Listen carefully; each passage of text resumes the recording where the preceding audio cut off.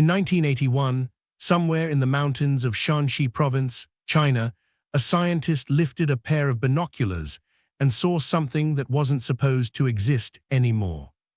7 birds. That was all. 7 crested ibises, the last surviving members of a species that had once moved through the rice paddies of East Asia in flocks large enough to darken the water beneath them. Japan had already lost them. Korea had already lost them. For decades, scientists believed the species was gone forever. But somehow, in a remote mountain valley, 7 birds had survived. At first, the story sounds simple. A rare conservation miracle, a lucky rediscovery, the kind of story that ends with captive breeding programs, hopeful music, and a species saved from extinction. But the deeper I looked into what happened after those 7 birds were found, the stranger the story became. Because the real mystery was never how the birds survived. It was what Japan had to do to bring them back. And more importantly, why almost nobody else has been willing to do the same thing since. The crested ibis once lived alongside rice farmers across East Asia for centuries.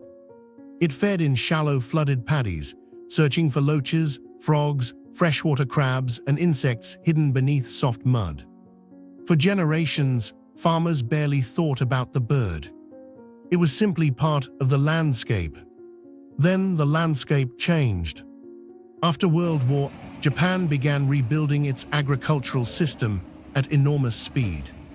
Chemical fertilizers spread across the countryside. Pesticides entered the waterways. And between 1950 and 1975, Japan's pesticide use increased roughly 15-fold. The rice paddies still looked healthy from above. But underneath, something had disappeared. The loaches vanished. The frogs disappeared. The freshwater crabs died out. The paddies became quiet, silent. And when the food disappeared, the ibis disappeared with it. By the late 20th century, only one place in Japan still held a small surviving population, Sado Island. Remote, isolated, traditional enough to hold on just a little longer than the mainland. Villagers tried desperately to keep the birds alive. One farmer spent decades carrying freshwater crabs to the last remaining ibises by hand because he couldn't bear to watch them starve. But eventually, even Sado lost them. Then came the discovery in China. 7 birds. That discovery triggered an emergency conservation partnership between China and Japan. Captive breeding programs began. Scientists raised new ibis chicks in controlled environments, carefully preparing them for release back into the wild. And then something happened nobody expected. The first released birds struggled to survive. Not because they couldn't fly, not because they couldn't hunt, but because the landscape they returned to no longer functioned the way it once had.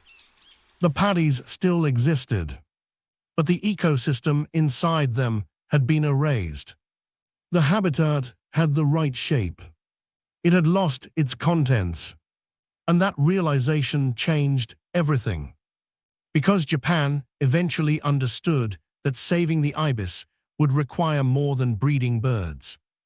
It would require rebuilding an entire agricultural system around the needs of a single species. So they created something unusual. A rice certification program called Toki brand rice. Farmers who joined agreed to reduce pesticide use, flood their fields through winter, and restore wetland conditions that allowed insects and aquatic life to return. The government offered subsidies. The rice sold at premium prices. But even then, the numbers didn't fully explain why so many farmers agreed to participate. Because many of them were old enough to remember the ibis from childhood. Not as a symbol, not as a conservation campaign, but as something that had always belonged there. And slowly, the island began changing. The frogs returned. The loaches returned. The water softened. The birds began feeding again. Then researchers noticed something even stranger. Fields where ibises regularly foraged showed measurable improvements in soil quality. The birds weren't just benefiting from the restored ecosystem. They were actively helping rebuild it.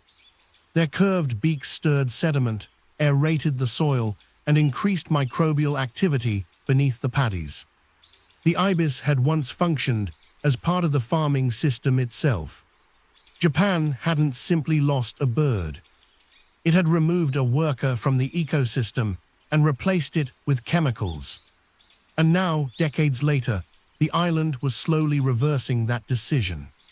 Today, more than 500 crested ibises live wild on Sado Island.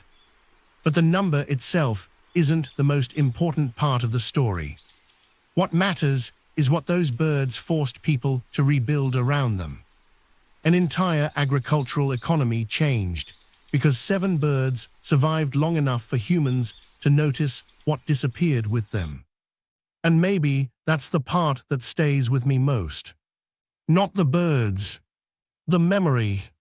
Because the people who restored Sado Island still remembered what the landscape was supposed to feel like before it became silent.